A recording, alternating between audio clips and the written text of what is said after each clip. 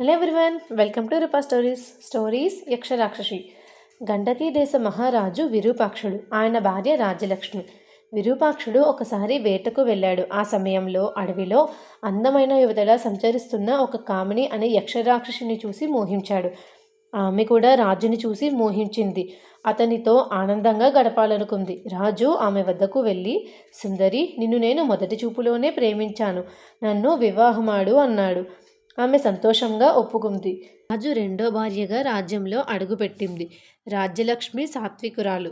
రాజు తనకు సవితిని తీసుకువచ్చిన భర్త సుఖమే తన సుఖమని భావించింది. కామినీ రాణి అయిన రాక్షస ప్రవర్తన వల్ల రాత్రి వేళల్లో రాక్షసిగా మారి ఏనుగులను గుర్రాలను చంపి తినసాగింది. రాజు పెద్ద భార్య రాజ్యలక్ష్మి గర్భవతి అయింది. అప్పటిదాకా చిన్నరాణి సుందరితో సుఖంగా గడుపుతున్న రాజు రాజ్యలక్ష్మి పట్ల ఎక్కువ ప్రేమ చూపించసాగాడు. అది సహించలేని కామిని పెద్దరాణిని ఎలాగైనా తనకు అడ్డు తొలగించుకోవాలని నిర్ణయించుకుంది. రాజ్యంలో జరుగుతున్న జంతువు నష్టానికి పెద్దరాణి కారణమని నింద వేసింది. అది నమ్మిన రాజు గర్భవతి అయిన పెద్దరాణిని అడవులకు పంపి చంపేయమని ఆదేశించారు. వారు పెద్దరాణిని అడవికి తీసుకువెళ్ళి ఆమెను చంపడానికి ఇష్టపడక వదిలేసి చంపేశామని అబద్ధం చెప్పారు. రాజ్యలక్ష్మికి కోయగూడెం వారు ఆశ్రయం ఇచ్చారు.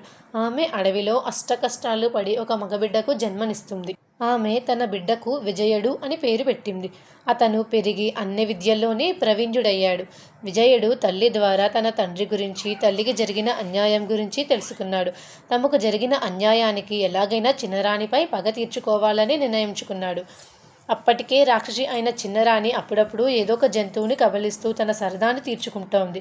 రాజ్యంలో ఏనుగులను గుర్రాలను ఏ జంతువులు తింటున్నాయో రాజుకు అర్థం కాలేదు. క్రూర జంతువులు ఏమైనా వస్తున్నాయేమో అని కాపలా ఉంచాడు. వేసిన తలుపులు వేసినట్లే ఉన్నాయి, అయినా జంతువులు మాత్రం మాయమైపోతున్నాయి. వాటి కళేబారాలు మాత్రం కనిపిస్తున్నాయి.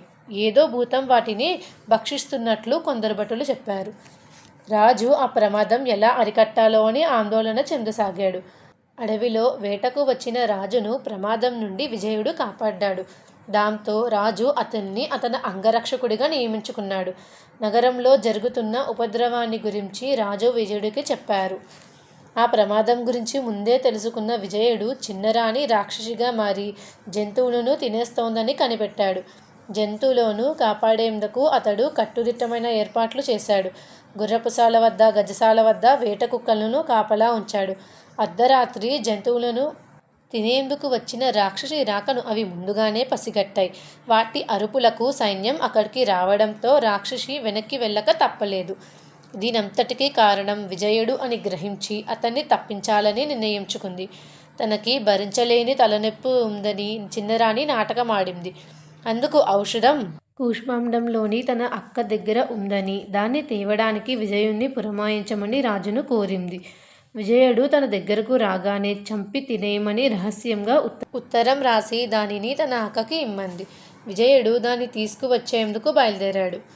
దారిలో ఒక మంత్రికుని చేతిలో కాళికాదేవికి బలి కాపోతున్న ఒక రాకుమారుని రక్షించి ఆమెను వివాహం చేసుకున్నాడు. ఆమె కోరిక మేర వారి రాజ్యంలో కాస్త సేద తీరాడు.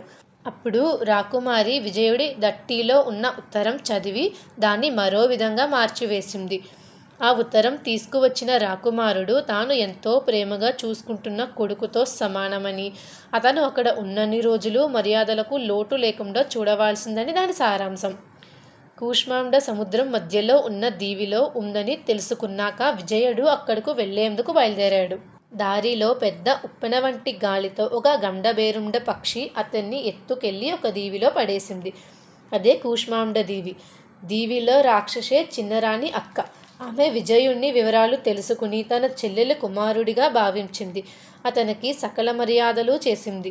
విజయుడు ఆమెని సంహరించి తిరుగు ప్రయాణం అయ్యాడు. చిన్నరాణి మోసాన్ని రాజుకు ప్రజలకు తెలియబరిచి ఆమెను సంహరించాడు. తాను రాజు కొడుకునను తన తల్లి రాజ్యలక్ష్మిగా రాజుకు వివరించాడు.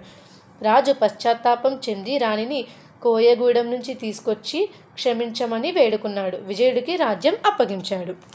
ఈ స్టోరీ బట్టి మీకు ఏం అర్థమైందో కామెంట్ చేయండి. ఈ స్టోరీ నచ్చినట్టయితే లైక్ చేయండి, షేర్ చేయండి, సబ్స్క్రైబ్ చేయండి.